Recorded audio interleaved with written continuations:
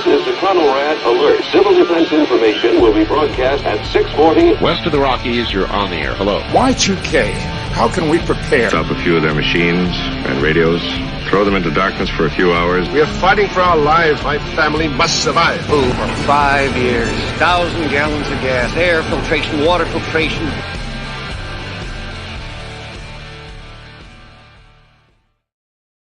Coming at you from the frozen tundra that is East Central Alberta, Canada, streaming live on YouTube, Facebook, Twitter, Twitch, Rumble, and Odyssey. Welcome back to the workshop where we create community, find freedom, promote preparedness, and share success. I am Toolman Tim. Today is August the 21st, and this is episode 357 of Workshop Radio. We're going to forego all the normal niceties, and I'm going to bring my guest right on because we don't want to waste his time. Give me just a moment. Hi, Bill. How are you? Hey, what's the temperature in Alberta today? Today, it's not bad, but yesterday morning, it was 37 degrees. Oh. And the elm trees are losing their leaves already. Well, I lived in Maine for many years, so yeah, I know. At the end of August, it starts, and I love it. I hate 95 degrees, which we have out today. Oh, I'm heading, we talked for a minute, but I'm heading that way. It was 40 Celsius last year, just before I landed in. So that's like about 100. Yeah, it was hot when I got to prepper camp last year. So have you had a chance? So my wife went to England between the last time we spoke. She got to mudlark on the Thames River. So I know. So I wanted to ask you, have you ever done anything? I know you're a big metal detector, and we're going to go in May to do some metal detecting in England. Have you ever gone and done anything like that? Oh, God. Well, I've never mudlarked. Okay. Many a time when I'm walking, I've been to London about a dozen times, and you walk along the bank, and the tide's out, and you're looking, you're going, is that a piece of a 500-kilo bomb that the Germans dropped? Right. And you want to go down there, but, you can't. But I would love to go mudlarking. Everything in England requires a permit, as you probably, and so she had to get that all okayed ahead of time. And it was one of her dreams. And I told her I was going to mention it to you because I knew you'd be interested. Did you get anything? She did. She found a couple of pieces of pottery. One was around 500 years old, and it still had the finger imprints of the person. Oh, yes. Yeah. That was pretty cool, I thought, And I got to pick your brain. I happen to see a pinball machine behind you as well. Can I ask you about that? Ah, yes. My Black Knight, a 1981 Black Knight. Love the machine. So you're a pinball junkie? What? You're a pinball junkie? Pinball junkie. That's my therapy when I'm writing a book and it just goes bad and it's 1 a.m.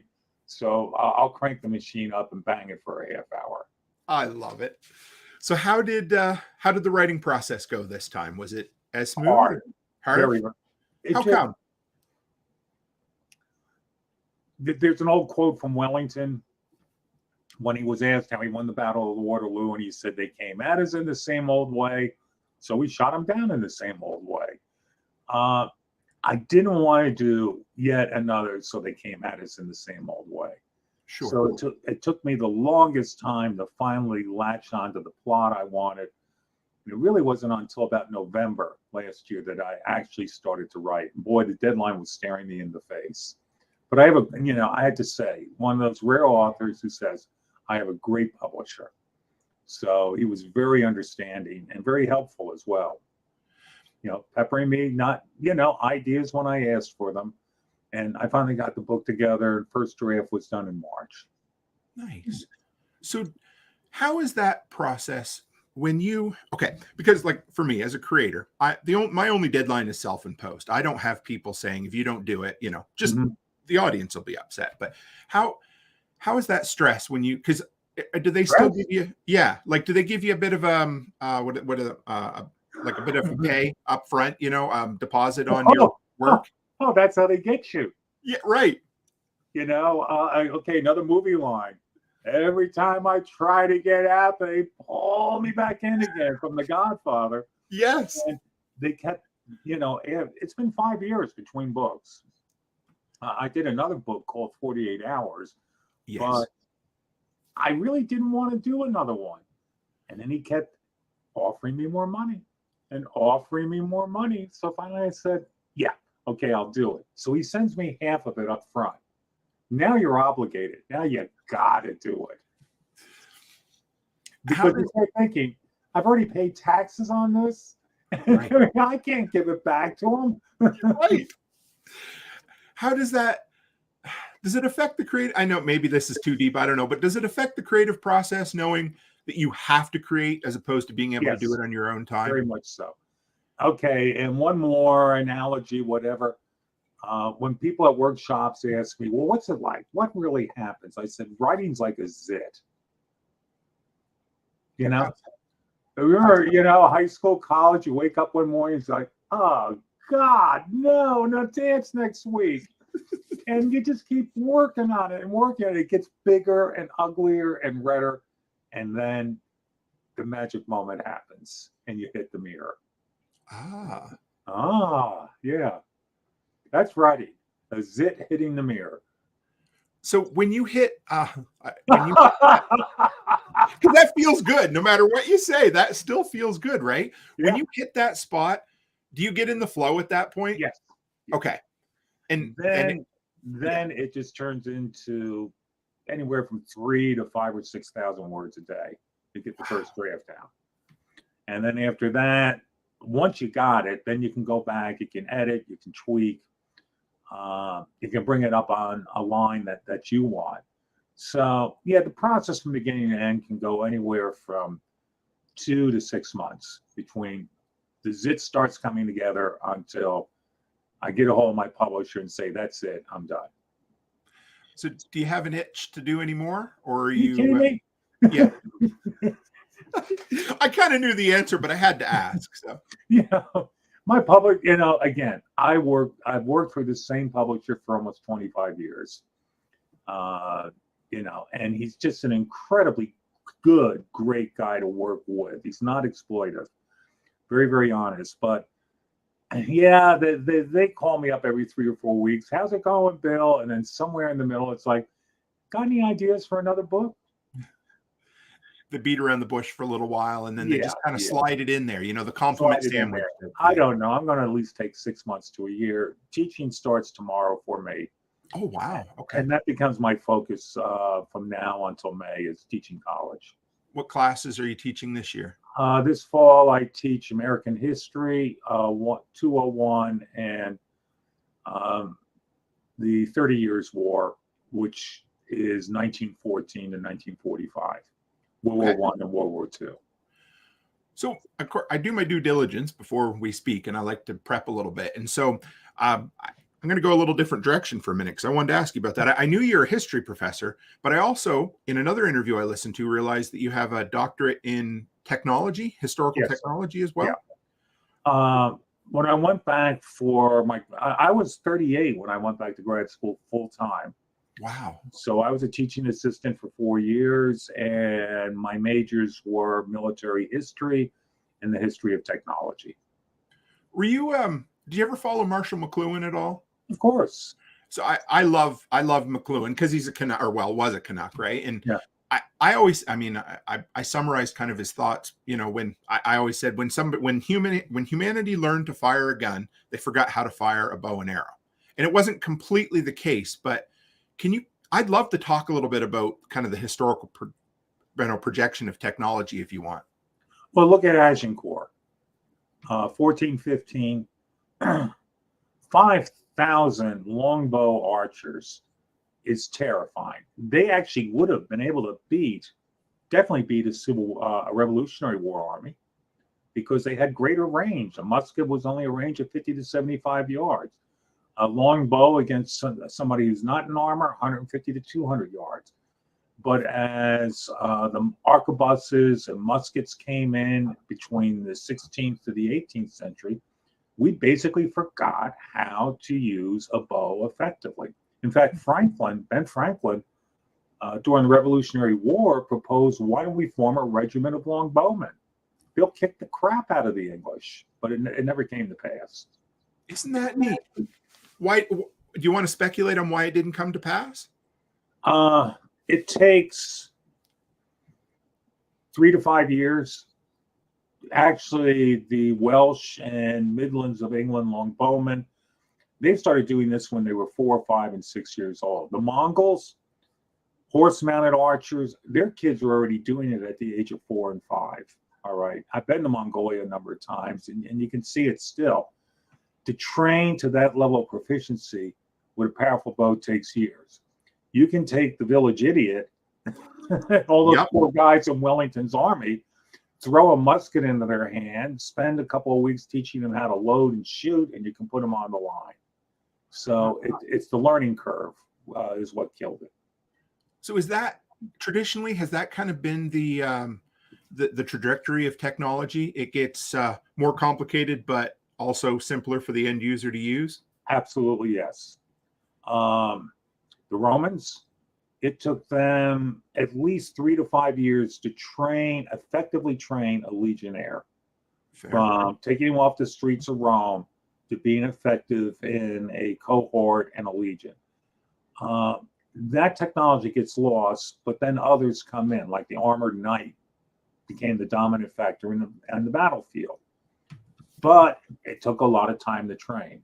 The whole thing of mass armies in the Western sense really starts with the musket, where you can train tens of thousands of men to do that effectively. Just quote unquote cannon fodder at that point. Exactly, yes. Fair. Okay. You did not want to be on a volley line during the Napoleonic War. Did you mentioned Mongolia, and then I also caught somewhere that you did a seminar in Beijing as well? Yeah. When I was in Mongolia, first 2 years, we were working on this fortified area for the Khitan, which were 8th, 9th, 10th century, and then the Uyghurs. And I go to Beijing. I was just going there just to look around, but when they heard about my experience, they arranged a guest lecture on Khitan fortifications, with the photos and how they were, set up and such. So it's a nice little credential. I don't know how I missed it last time. So when you say Khitan, this is going to sound foolish, but is that the Settlers of Khitan game as well? That it's yeah, because it's Khitan. Okay, all right. Yeah. So can you what was special about what they did? Because I'm a little ignorant on that topic. They were just the people that lived in Mongolia at that time. I'm going to go off camera for 30 seconds. Sure, absolutely. I might have something to show you. Yeah, I would love that. You go ahead and do your thing. So, yeah, guys, if you are... Okay, no, I found it already. Oh, you're good. Okay. Yeah, on one of the digs, I found this, which they gave me. Can you see it? Yeah, I can. That's a little... Here, let me... I'll bring you in closer here for a minute. Wow. So what, it's obviously a man or some. Yeah, it's a tribal seal. Okay. Here's the seal on the bottom. Wow. So for like in wax or? No, yeah. This is bronze. Okay. And they jokingly refer to it as the happy man because in his left hand, he's holding a feasting cup. I'm not going to show you his right hand. Okay, fair. That's all right. That's cool. Thanks for sharing that. I appreciate that. So that was a tribal seal from the Uyghur. So about 8th century. So I want to go on to the EMP thing just a little bit. But when I was thinking this morning, whenever I go to New York City, there's always that, prophet or evangelist who's on the corner, yelling, and people walk by him and ignore him, right? And I thought, that kind of ties into what Bill does. How did you become that prophet that I don't want to say everybody ignores because they don't, but you're obviously concerned about EMPs and CMEs and rightfully so. But how did you become that kind of evangelical guy for it? I never expected it. When I was in grad school in 1991, there was this humongous 1 in 1,000 year event, an ice storm that wiped out the entire grid from Indianapolis up almost to Chicago. So there were sections that were out of power for 30 days. 30? Right? Yeah. Okay. And people got squirrely. People got really, really, dozens of stories about just people really going kind of crazy. And it's stuck in the back of my mind because I had already studied and knew about EMP as what's called a asymmetrical first strike weapon. You put an EMP up over your opponent, you blind him, you wipe out his communication structure, and then and also his satellites, and you have an upper hand. So 12 years later, it started to surface up in my mind again as a possible novel. It finally, one of those moments, where the book exploded in me. And I wrote 1 second after. I figured I'd do about a small town, my hometown in North Carolina, as you know, and what happens for that first year. And I never expected it. But a week after the book came out, I'm out in Albuquerque at a conference, and my agent calls and said, "You better be sitting down." I was like, "What went wrong now?" And she said, "You're on the New York Times bestseller list." Wow. So that was unexpected. Oh, course. God, yes. Oh, that's cool. That's I never expected. And just to add just a little more to it, I really, to me, the guru for this whole thing, his name was Peter Pry, who passed away about 6 or 7 months ago. He was the true expert. And then a Congressman, Roscoe Bartlett, who I got to know. And these are the guys that whenever I was asked, I'd say, "I'm just a novelist. These are the experts." And they're gone now. Well, Peter Pry is just, he passed away. Roscoe, long retired. It's sort of like it happened to me. I never expected it, but I guess I'm becoming a bit of a spokesman for it now. I had James Wesley Rawls on last Oh, week. God, yes. Yeah. And I'd heard you mention him as a bit of an influence, but he took the exact same stance as you, that he wasn't a groundbreaker. He was just, reiterating what people who came before him spoke about. Mm-hmm. Well, that's true of all of us in a way, isn't it? Sure. Absolutely it is. We have our mentors and we move on and we wind up finally mentoring somebody else. And that's the way it goes. So, yeah, I'm kind of surprised. Was it Mr. Pry or Dr. Pry? Dr. Pry. I don't think I got you to speak on him last time. You mentioned he was a bit of a mentor in a couple other interviews. Yeah. What did he specialize in? Peter Pry was in the Reagan administration. Okay. He did work on strategic defense initiative, Star Wars, and already then they were talking about EMP, asymmetrical first strike weapon, and that became his main thing. And he died a bit of a broken heart, I think, because for 30 years he kept trying to get the word out, but congressional, it just wasn't happening. It still isn't happening, and that's scary. People, a lot more people are aware of it. Sure. 15 years ago, people said you got a tinfoil hat. More and more now. If I meet somebody and go, "Oh, you're the writer," yeah, EMP is a serious issue. Why aren't we doing anything? I'm like, I don't know. So, okay, I know politics are politics, but let's go there anyhow, because I know when Trump was in the office, he signed an executive order to start. So discuss what he was looking to do, because I'm sure you kind of know. Don't know? Okay. Oh no, I know well. Because okay, cool. I was good friends with two of his chief speechwriters. Okay. And we had worked together years before.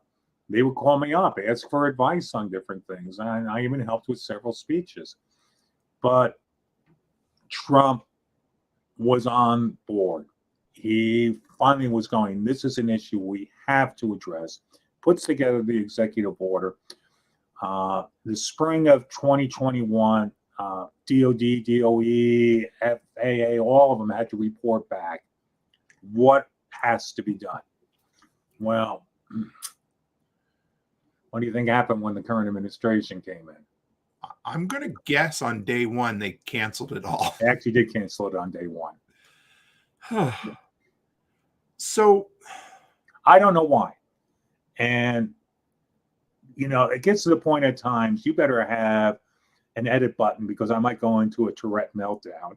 I don't know why. We're spending $1 trillion on green energy, windmills, all of this. We're not spending anything to speak of for infrastructure security, infrastructure upgrade, not just against EMP, but the whole system in general. We're not upgrading it the way we should be. The infrastructure is 40 to 50 years old. And I need a cigarette after that. So I told you before, when you were here before, you were free to, this is a free space. You do what you need to do. Well, I every time I talk about it, 5-minute interviews, yeah. But when I'm talking more in depth with a person like you, I get angry. I get agitated. Why is this happening? I guess I'm doing a good job, but I apologize, No, you're doing a great job. I love these interviews. So and I will be seeing you next month. Yeah, thank you. I appreciate it. I'm excited about that, actually. Okay, so, man, I understand Trump wanted to, harden and do that with EMPs. Now, we don't really have that option. Whatever, we're going to deal with it. So I guess for a long time, I've been really cognizant of the idea that infrastructure across North America is crumbling. And we tend to want to continue to build the new shiny thing, but like that tower in San Francisco, ignore the foundation that it's on, right?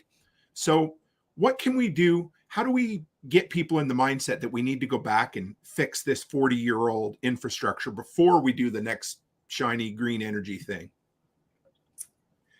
I find responsiveness on the local, community, state level. I just talked a couple of months ago with a bunch of key people on this for the state of South Carolina.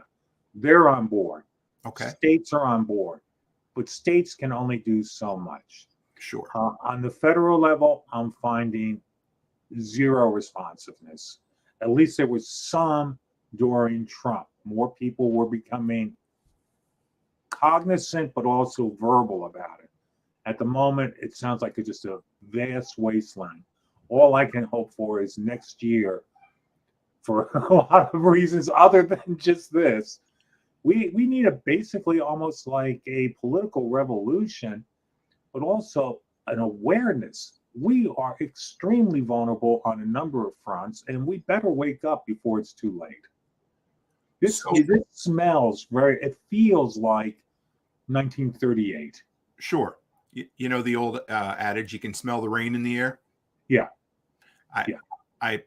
Can you expand on that? I don't want to get you too upset. I know where you're going with that. But why does it feel like 1938? Keel over in front of you. What is it about the political climate that feels pre-Nazi-esque? Can I use that term? Or absolutely. Remember Neville Chamberlain's speech? I bring you peace in my time. Right. That was in the fall of 1938. 1 year later, England was at war. 2 years later, England was on the ropes. That England ever survived 1940 is a miracle. In 1938, I found a book in a library a couple years back, and I almost wanted to tear it up. The book was a biography of Neville Chamberlain, and it was something like it's something about peace in our time. Okay. It's just a tome.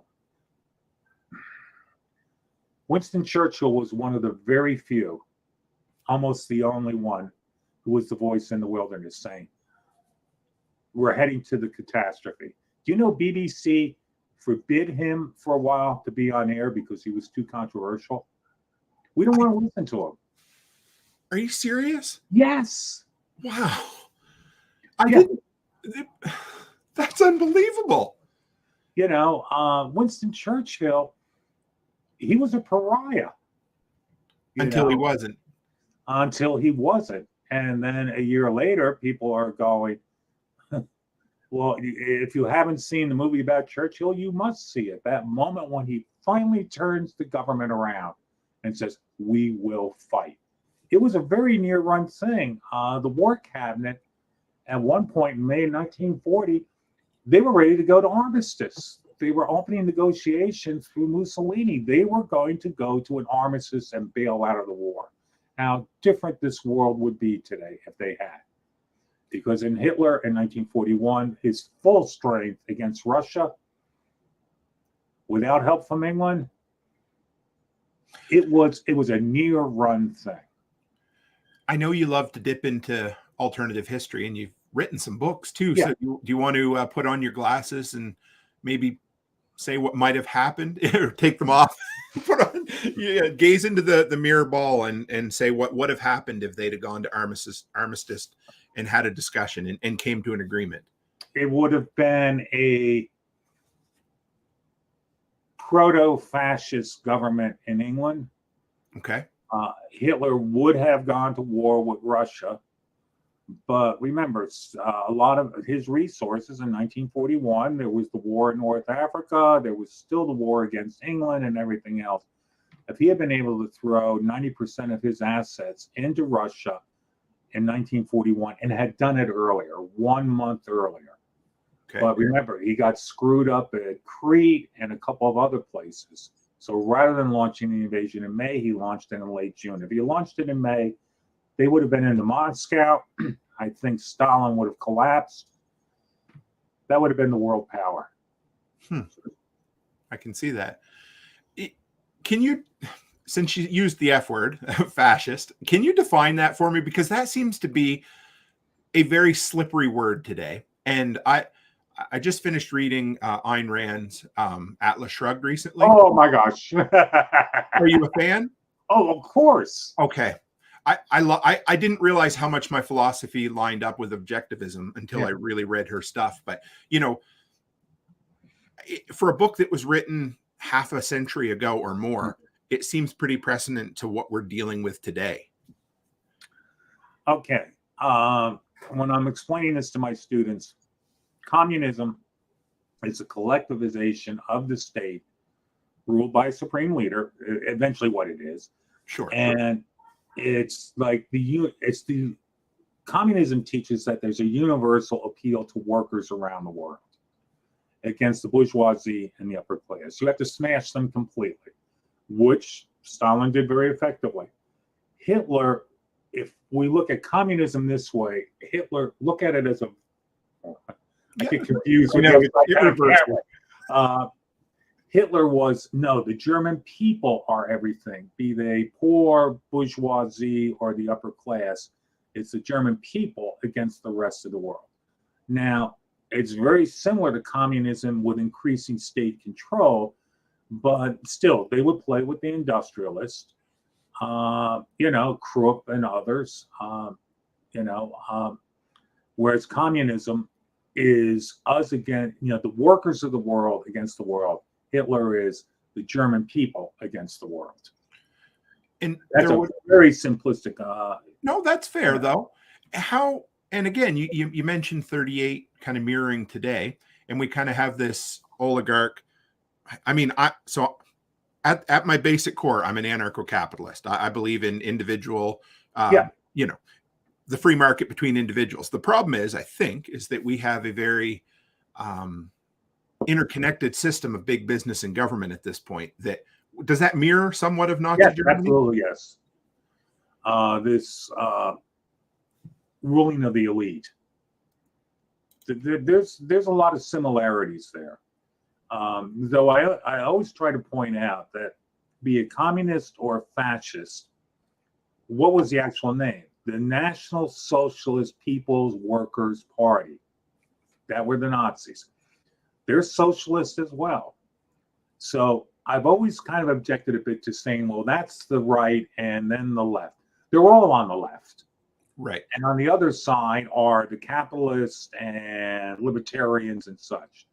So it's not that the fascists are on the right and Antifa, come on, Antifa is a communist terrorist organization. Right. So don't confuse left and right here. We have to redefine what left and right is. How do we do that? Education. It's, hey, I'm going into a classroom tomorrow. You know what I do for the first day? I ask simple questions. When was the Declaration of Independence written? Who fought in the Civil War? What was it? And 90% of my students can't answer. Not because they're dumb. These are good kids. It's because the education system has totally failed them. Right. So let's slide over a little. So we talked about hardening on EMPs. What about, so post-COVID, of course, we realized that supply chains were rather fragile. And then we had the Suez Canal, which reminded us, and the reason I reminded of that is they were, did you see that they were cutting back traffic going through the Panama Canal recently as well? Why?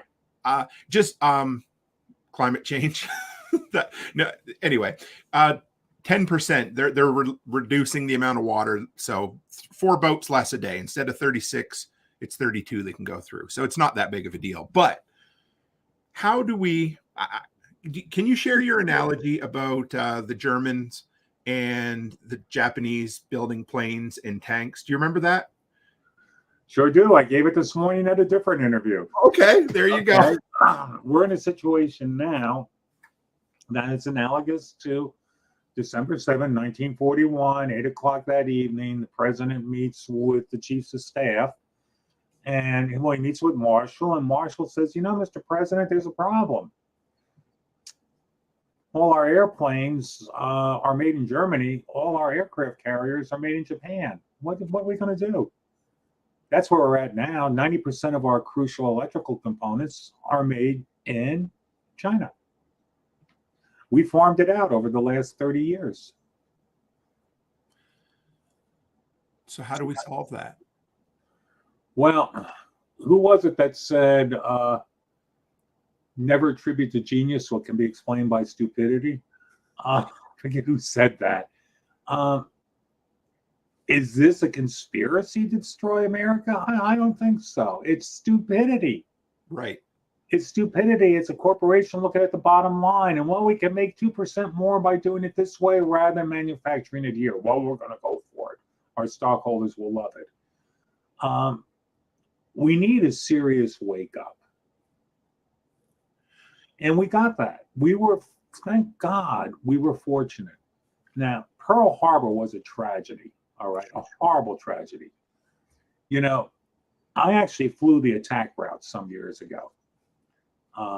Rented a plane. Now, the owner was in the back seat. I was up front. It was a Stearman.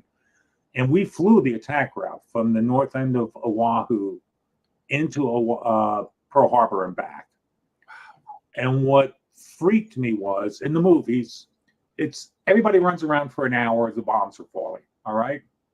You know, and then I hate that movie, I hate it with a passion. Now, the current one, Midway, is better. It was shock and awe. That's what I was saying that to the pilot in the backside. This is shock and awe. From the moment I could see Pearl until I would attack it was 5 to 7 minutes. 10 minutes over the target, I'm gone. So America had its shock and awe moment of just total devastation in 1941. It didn't last for hours. It lasted for 10, 15 minutes. Maybe we need that today. We need a moment, because realize that from December 1941 until September 1945 was 44 months. Right. We won from a third-rate power to the global power in 44 months. Huh. That's true. You know, on the day Japan surrendered, Halsey ordered up 1,000 planes to fly over Tokyo. And when asked why, he said, because they will never blank with us again. So as I was prepping, I was reminded, do you remember, obviously you remember, but Y2K? Remember how? Oh, yeah. Right. So that was I'm not pro-government, but that was an instance where government and business came together to solve a problem with a deadline, an infrastructure issue that if it didn't, you think we could do that if we had the proper motivation today? Yes, we could. How? It almost takes a clear moment of desperation. Okay. to realize that things had to fundamentally change. Now in the days after 9/11, we had that, but then we turned it into a massive bureaucratic response. Absolutely. TSA is a nightmare. I was just thinking the other day, how many attacks has TSA saved us from over the last 20 years? If they had, they would be shouting it from the rooftops to let us know. I think the guy with the shoe bomb was about maybe and spending tens and tens of billions of dollars and standing on lines for an hour like a bunch of sheep. All across the board, we have lost our resilience. We better get it back. I know. I listened to an interview on Mike Rowe a little while ago, and he had Ronald Reagan's son on there. Yeah.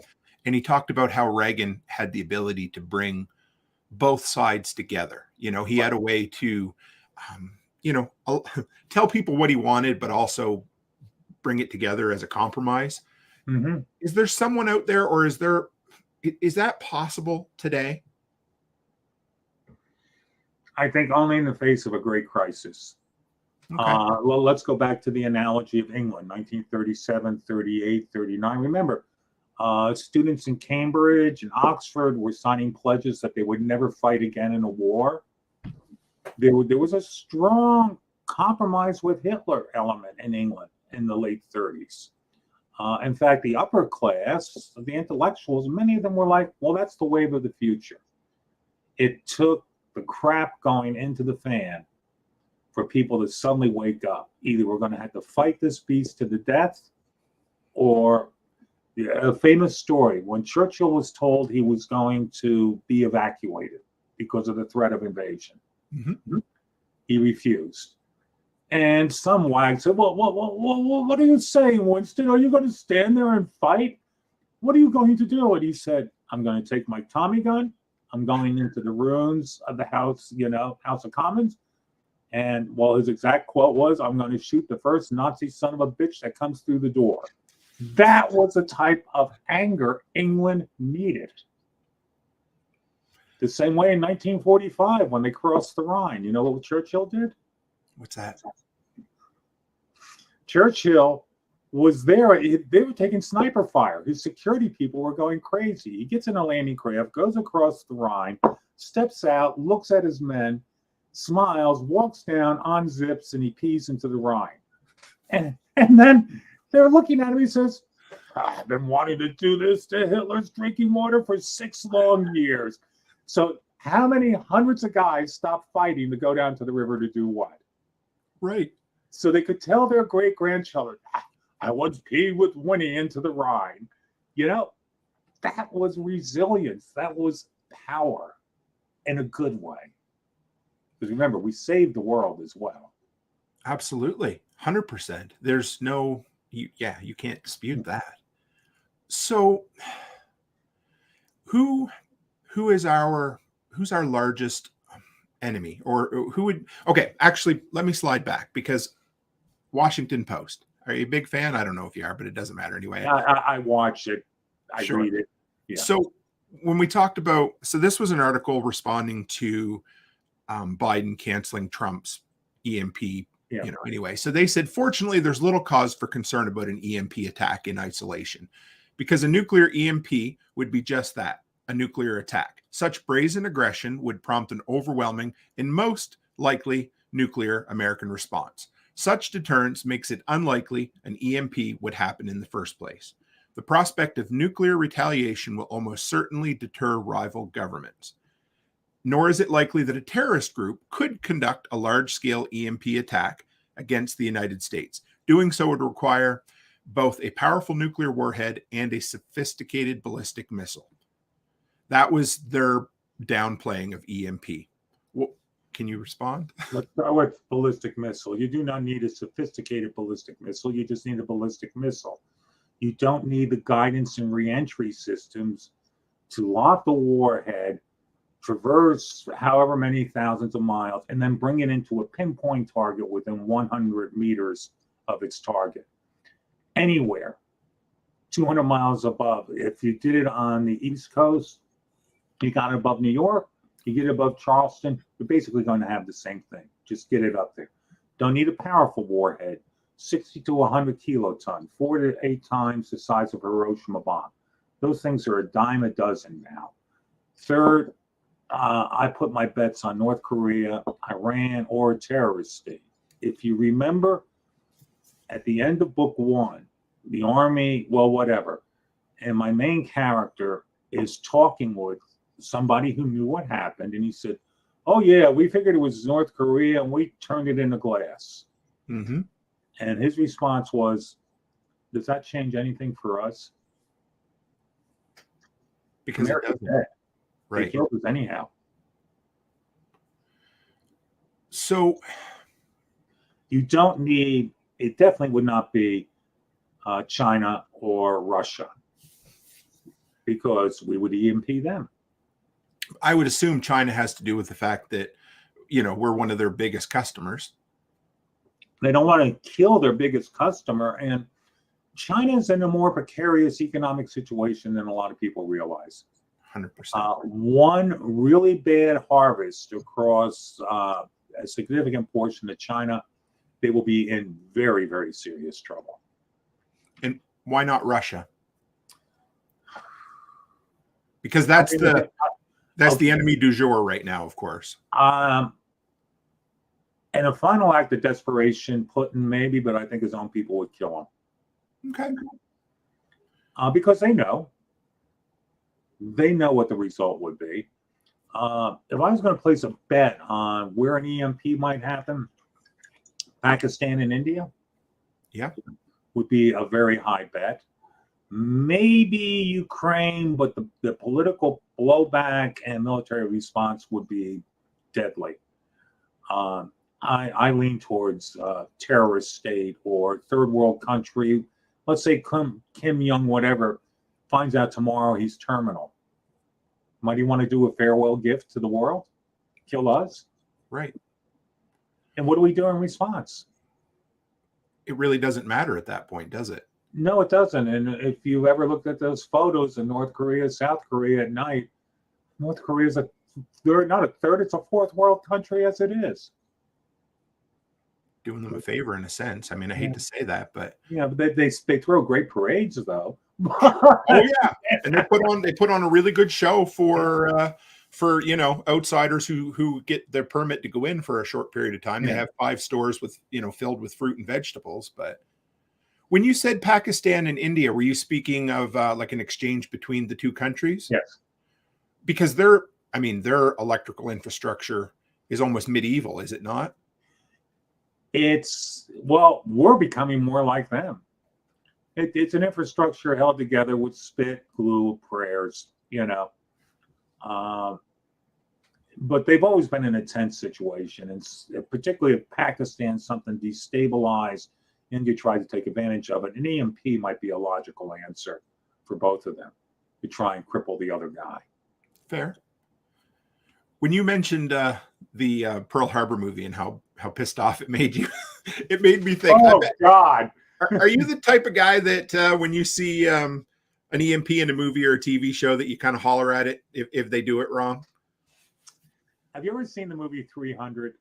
The one Yes. with the Spartans? Absolutely. I went to probably see shouldn't that. say it, but I love the movie. Oh, I didn't, because I know. there's the scene where the Spartans go marching out of Sparta. And these guys are, "We are the Spartans." And, they just got little cod pieces on and a cape. Right. I lost it. In the theater, I shout out, "What the hell is this? Is this the San Francisco Brigade? You don't go to war wearing a cod piece, you idiots." And I got up and walked, and somebody as I'm walking out shouts, "Hey, Doc, is that you?" Yeah, it's me. I hate what movies do, not just to history in general, but to the issue of EMP. I've seen a couple of movies. The Day After shows an EMP being popped over St. Louis. Yes. It's a very frightening movie. Scary. Have you ever seen Threads? I sure have. Absolutely. And that is even worse. Terrifying. And remember, it starts with an EMP over the North Sea. Those are about the only two where I've seen it portrayed correctly. So what's the worst one? If you give good, if you remember, what was one that really pissed you off? If you remember, It was the one with John Travolta. Broken Arrow. Yeah, yeah. Or also, was it Ocean's 12 or Ocean's 13? With the little, yeah. Yeah, we'll set up a little EMP and we'll black everything out for 30 seconds. That got under your skin? Got under my skin. If I'd been in a public place, they would have had to arrest me. So I didn't know you were a Twilight Zone fan, although I can probably see it. I am too. So what's your favorite episode? The Shelter? Yeah. What? That's such a good one. How come? Because, a civilized group of people, friends over for dinner, become damn near animals within 22 minutes when a nuclear alert goes out and they want to break into the shelter of the one family that has one. Another good one is the monsters are due on Maple Street, where the electricity gets turned on and off and people panic. And then just for absolutely anything, it's a wonderful life. It's a wonderful day where little Billy Mummy, you're a bad boy. I'm going to send you to the cornfield. That's terrifying. I don't know how Rod Serling was able to put out.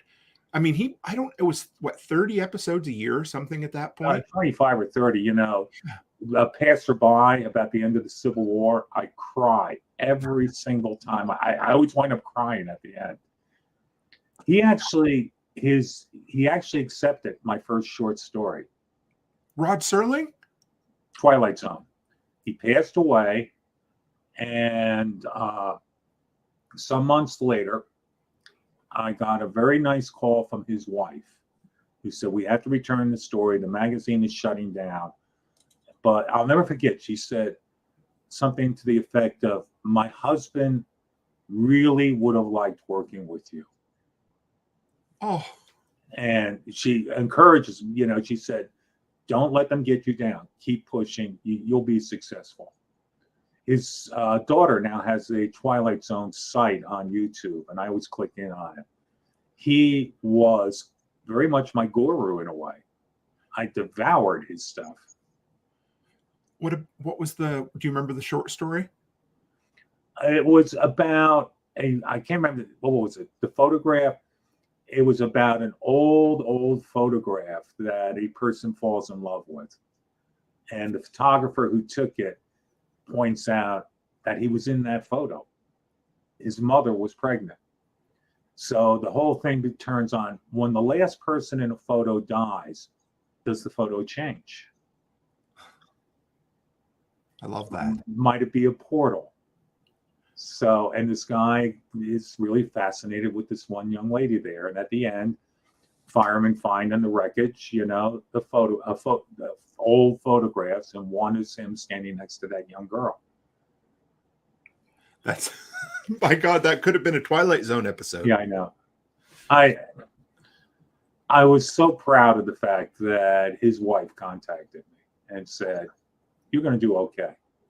That was back in the 70s. Yeah. The Monsters, was it the Monsters on Maple Street? Have you ever seen the movie from the mid-90s, The Trigger Effect? If you haven't, because I know you're a movie guy, look it out at some point. It was inspired by that episode. And it's kind of a suburban, just on the fringes of the city, and the power goes out, radios aren't working, and nobody knows what happened, why it happened. Mm-hmm. And the entire hour and a half movie is just them kind of society unraveling without knowing why it's happening. And it was inspired by that episode. It's one of my favorite films, and it's one that you really don't get an answer in, but it shows the breakdown of individuals very quickly and how you go from normal civilization to dead people in a retirement home, very, very quickly. Well, look at the two of us right now talking about this. Right. I mean, this is a guy who wrote 60 years ago. Absolutely. And he formed a lot of our thinking and the things that we're interested in and aware of. I mean, to have that power as a writer, I would say he is my favorite author. Time Enough at Last. Do you know that episode? The gentleman that was a book addict? Yes. That's one of my favorites as well. And an obsolete man. Which one was that one? Obsolete was Burgess Meredith as the librarian, but you are obsolete. Yes. He has an interview that he did. It might have been with Mike Wallace. I can't remember, where he talked about the concept of pre-censorship. And he was so far ahead of his time. Just the fact that he was sponsored by companies and that he wouldn't even write something. That was his mindset, was that he wouldn't write something because he knew it would be censored anyway. Yeah. Well, I mentioned Passerby. That had a profound impact on me as a kid because it's about a road after the Civil War. And you finally come to realize everybody on the road is dead. Right. But of course, including the woman and the Confederate soldier who stops to help her. And it was just like, I remember that because I was already interested in the Civil War. And it really shaped my interest in the Civil War in a way, about more than the battles. It was what happens to all these individual soldiers and how did they live? How did they die? What did they believe in? And yeah. Were there any, I think we touched a bit on this before, but what did you read growing up? You're a TV guy, but what were you into reading as far as your influences? Boy's Life. You wrote for that magazine, right? Boy's Life. I wrote for Boy's Life. In part, I was inspired because Boy's Life published Ray Bradbury, Isaac Asimov, Arthur C. Clarke. And when I published my first short story, it was in Boy's Life. And I was thrilled. And the editor there had worked with Ray Bradbury. And Boy's Life, all the classic science fiction. I was very much a nerd, growing up. Mainly science fiction and history. That's what I read. What's your favorite piece of fiction? If you had to pick one. Did you believe 1984? 100% I would. It's one of my favorites as well. Why? Because it was a picture of the future. That frightful line from O'Brien when he says, "You want to know what the future is, Winston? It's a boot smashed into the a face of a human forever." And in fact, Rod Serling used that line as well many times.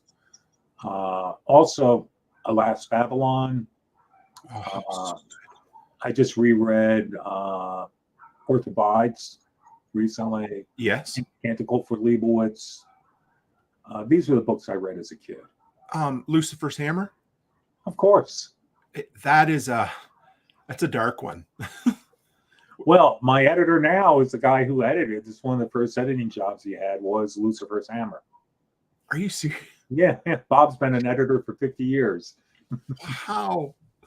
What about On the Beach? Do you want me to start crying? I know that.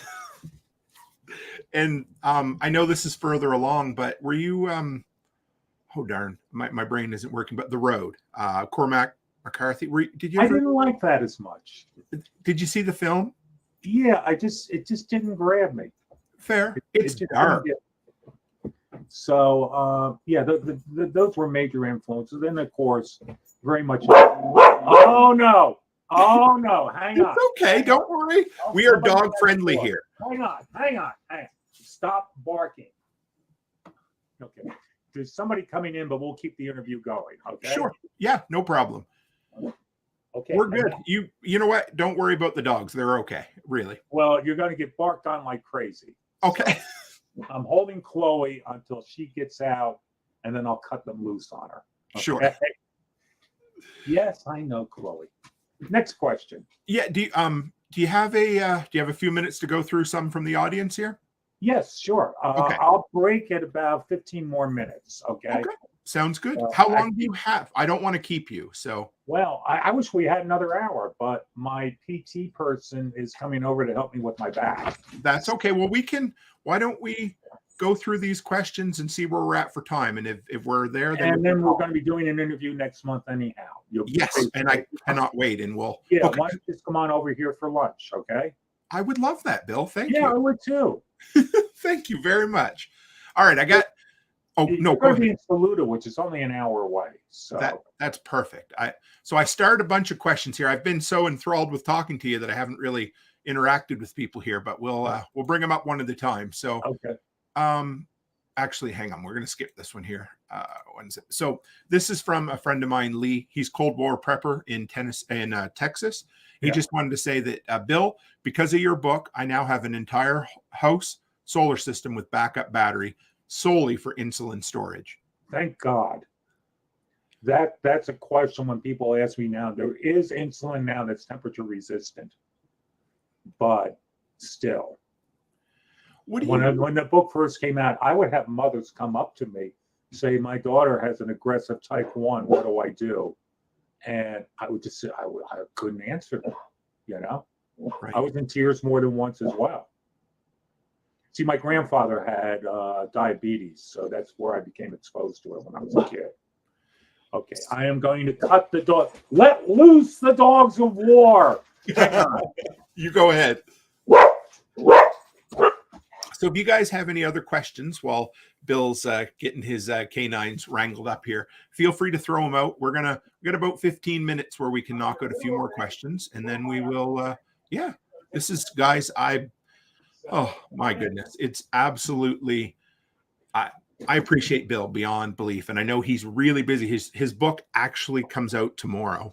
Oh God, I'm still in my underwear. So what? My goodness. Don't worry about that one bit. My pajamas, you know? Yeah, absolutely. Listen, if you can shop at Walmart in your pajamas, you can do an interview in pajamas. Yeah, absolutely. Right? What about the end of green power? Things like, I was thinking about this with this question. We're going to an all-electric vehicle.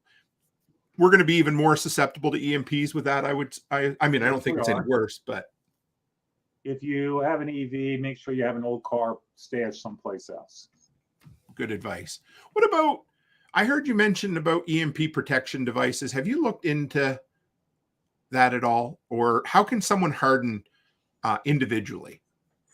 I'm not going to speak on that because I'm not enough of an expert. I don't want to lead people the wrong way. I mean, I get approached by companies to endorse their products. I won't do it. No, that's fair. Yeah. Patrick says, and I haven't either, never forgotten how great my first read of 1 Second After was. Amazing. Well, thank you. Thank you. I remember sitting, when the book came out, 2008 was it? Or was it? 9. Okay. 2009. So somewhere between 2010 and 2012, I was reading it at the emergency room, waiting for my wife. And I was there reading. Okay? Yeah, she was good. It was, I don't even remember what, just something simple. It was good. Okay. But I remember reading the nursing home scene while sitting there. And I know, I'm sure you get it from everyone, but that stuck with me as much as my first watch of The Road. It's just so, there's very few scenes in movies that have stuck with me as much as that scene in your book. Why did I write it? Because when I first started drafting 1 Second After, my father was in the last months of his life in a nursing home just up the road from me. We got hit by a bad hurricane. They called me up because, they knew me well because my dad was in there for over a year. They said they need help. So I drove up through the storm, came in. They were on emergency backup lights. They didn't have water. And I'm like, how come you don't have, I thought you had a cistern. What do we do if the secondary grid goes down? That scared me. Sure. I remember talking with the one manager afterwards. She said, if we lost power, we have bottled air. But after bottled air, you have a squeeze valve, And when you finally get too tired of pumping air into your father, it goes. And I could just picture that nursing home. I tried to describe it as close as possible as to the one that my father was actually in, and what it would be like just in 48 hours. And you discussed in there as well about how most people, derelict of duty at that point, and rightfully so. I'm going to be honest. If I have a family at home, I'm going home to look after, and I wouldn't begrudge anyone for it, right? So it would happen fast, wouldn't it? Well, first of all, transportation. Your typical, okay, the staff in my father's nursing home. I started asking him, where are you from? Well, I live down in Marion. I live down in Old Fort. So it's 5, 10, 20 miles. They're not going to come in. In fact, with the hurricane, they were woefully understaffed. That's why they called me up and said, could you please come in and help take care of your father and a couple of other people? Wow. So imagine in a real situation, there'll be hardly anyone there within a day or two. What happens to all the Alzheimer's patients? Because the ankle bracelet that many people use now is not going to work. Right. And Alzheimer patients, they'll just be wandering off after a day. Look what happened in New Orleans. It was quietly admitted that in more than one case, they were euthanizing people. And just give them a quick overdose to end it all. What happens to medication in a nursing home if the bad guys steal it? You've hit the sore point for me in writing these series. Our elderly, it would be a nightmare.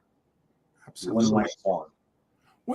What did they do in the past? How did we handle someone who was, I guess they didn't call it Alzheimer's, but that had kind of gone a little squirrely, Well, that was usually the families. Well, remember, extended families were bigger then and tended to be more localized. Children lived near parents. Grandchildren lived near grandparents. It was the family's responsibility mainly. Either that, you didn't want to send Uncle Charlie to a snake pit, state asylum, which were just nightmares. Fair. It isn't well into the 20th century. And when I lived in Florida for a while, heartbroken, all these elderly people, where were their children and grandchildren? Right. They were in New York. Right, out of state. Or and somewhere. I can remember these old people talking, well, I'm going to see my grandchildren in 2 weeks. Well, I haven't seen them since last Christmas. And I'm like, yes, I understand. But at the same time, we've abrogated responsibility over to the state and to medical systems for what used to be our responsibility as grandchildren. The way I helped take my parents through the last year of their life, still, they were in a nursing home. Now, I was there every day, but it used to be my dad would have been in my house with me taking care of them. That's true. David Hosfeld said, I have shared my collection of Bill's books in an attempt to wake up some of my less prepared family members. Well, let's hope they wake up, because you don't want your family members dropping over to your house a week after saying, hey, can I have a steak dinner? Because Right. we haven't had food in 3 days. I know you had some steak stored away there. I did I do a segment in the podcast called I Shit You Not. And it's, I knew it's basically I take common preparedness and, survivalist phrases, and I kind of dig into the history a little bit. Mm-hmm. And one recently was a quote, the humanity's no more than 9 meals away from anarchy. Have you heard that quote? You familiar with it? Yeah. Yes. How do you feel on that? Because 9 meals, 3 days, let's stretch it to 6.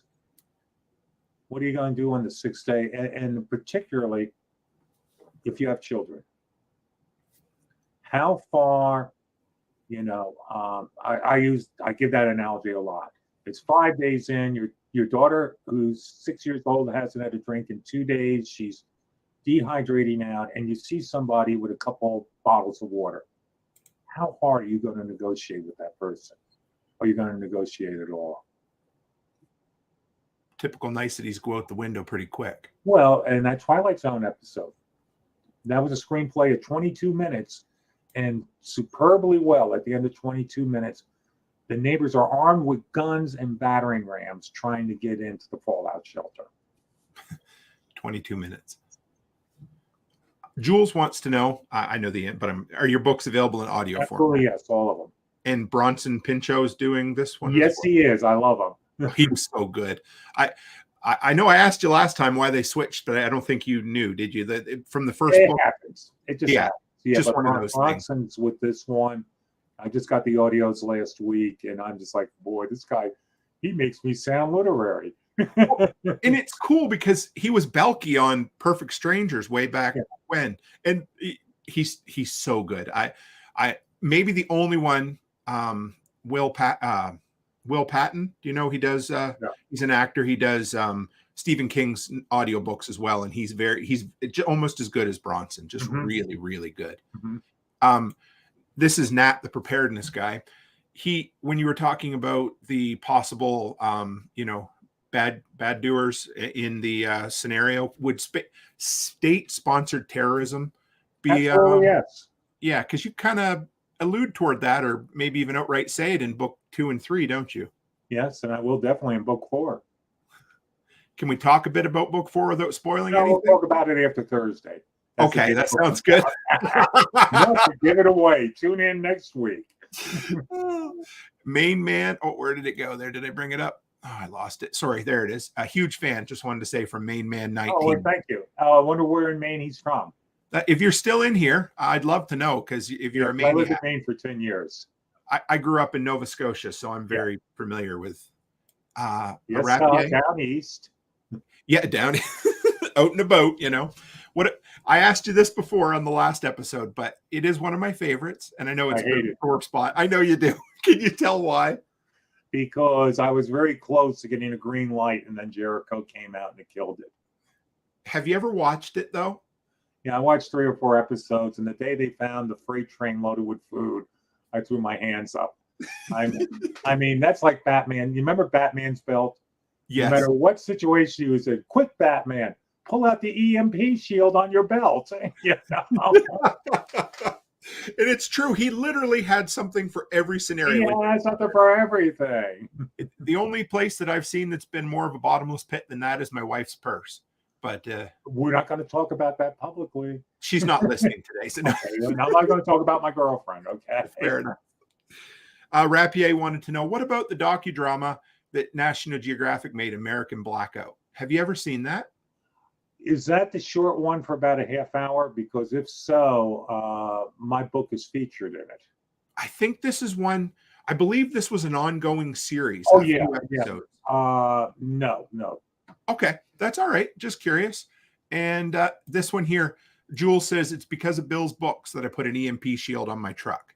So he got it off of Batman's belt and he put it on his truck. Absolutely. No, good for him. And Nat says Babylon, definitely one of my favorites. First time basically, I just rewrote A Last Babylon for the 21st century. Absolutely. Yes. And yeah, that's great. I love that. And I'm seeing this one here, Emergency Manager. Yes. Watching the news 2 days ago in California, and people were lined up out the door to get their emergency supplies. Did they ever think of doing it 5 days or 3 months or a year earlier? No, we wait until the last minute. Well, right here, Jules says, that's the problem with people today. Nobody wants to take, I'm going to insert personal responsibility for anything. Right. So what, all right, well, I know you got your PT person here. So where do people go? What is an actionable thing that somebody can do to maybe, I don't know. I listened to your interview in prep with Art Bell the other day, 2009. Yeah. And he seemed surprisingly uninterested in the topic. And I don't know if I'm just misreading him, because I've listened to a lot of Art.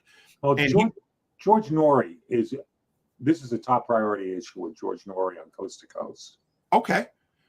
I would love to interview. Anyway, yeah, I would love to interview him. I actually did. I was guest on Art's very last show. Wow. The one where the guy started shooting at the building. And yeah, he was on the air with me when that happened. Isn't that crazy? Yeah. He seemed a little maybe negative. Maybe that's not the right word, but what would you say that people could do today? Initially negative. At the end, I think his last broadcast was 5 or 6 years ago. Definitely switching over. Good. The following. 1, every family or a person should have a month's worth of emergency supplies on hand. That's just not for EMP, it's for anything. 2, you should always have a God bag in your car. Get out of Dodge. All those people who were darn near dying in Atlanta 3 or 4 years ago in the big ice storm, and they all got, God bags, some food, nutrition bars, some water, some fractionable silver that you can maybe trade for something. Basic stuff. 3, community action. I find, particularly people who are Christians or Jewish, talk to your minister or your rabbi or your priest sometime. Wouldn't the church be an ideal place to say, let's make this a rally point if need be in a time of emergency? You can bring your children in here and we'll have diapers and food and everything else if you're running out of supplies.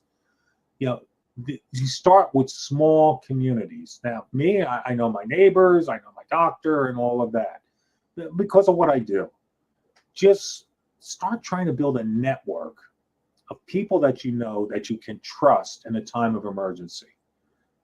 My neighbor knows if worst came to worst, he could bring his granddaughter up here and I'll feed him, even though he definitely has a big supply on him. So again, prepare yourself, prepare your community. If you want political action, next year, but state legislators are very easy to get to. Unlike a congressman, if 50 people have said to their state legislature, I want something done, they're going to listen to it. And I'm hearing that a lot more from people, where state legislators are moving to get things done. Those are the things you need to do. And then pray that next year we finally do a turnaround before there's a major, major crisis. Thank you, Bill. So how, do you want to take a minute and talk about the book? You can. No, I assume everybody. I knew that. I enjoyed our conversation. Oh, in better bookstores everywhere, August 25th. I'm sure. I think the audio comes out tomorrow, doesn't it? Or am I crazy? No, it all comes out on the 25th. Okay, perfect. Well, everyone out there knows, and if you're listening to this episode, there's a reason you're listening to it, because you know who Bill is and you're going to support him. So buy his book, absolutely. And I will be seeing you sometime the end of next month. I'm really looking. Thank you very much. I appreciate that. Is your wife coming with you? And just me this time. Maybe next year. We bought some land in Tennessee since I spoke with you last. So we're going to be. Do you know where Camden is? No. Okay, so it's about I'm not supposed to know. Yeah, that's great. You're right. We're about an hour and a half west of Nashville and about a half hour south of the interstate. Okay. So yeah, and I'm going to be in the States for a month, so I'm speaking at 3 events. So I appreciate the invitation. Thank you. I can't wait. Oh, I'm looking forward to it. And I'll bring a book for you to sign. I'll get to be a little fangirl for a minute if that's okay. Okay. Well, I better get out of these pajama bottoms and get some slacks on because my PT person's a woman. So perfect.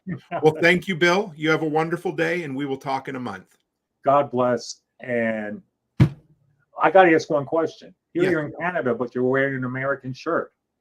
Yeah, I am. So I have a good friend, John Willis. He sells special operations equipment, shirts and things. He sends me these all the time. And good. I have one with the Second Amendment on it. I have one with the Declaration of Independence, and a few with some choice inappropriate words that are fun. So, well, of course. Okay, I got to run here. So I will see you next month. All the best, Bill. Take care, brother. God bless. Bye now. You too. Bye. Guys, I hope you, I'm speechless. I thought last year's was the best interview I've ever done. Back up. I thought last year's was the best interview I was ever part of, and Bill topped it today. So guys, I really, really appreciate you coming in and making this a really good interview. Bill's just an awesome, awesome guy. And I love it. I love hearing people's stories and the journey that they take. What a great episode. So guys, I appreciate you. If you didn't hear him say it, his book comes out on the 25th, and I cannot wait to hear it. So guys, as always, stay happy, stay healthy, and have a great week. I saw that L2 survive.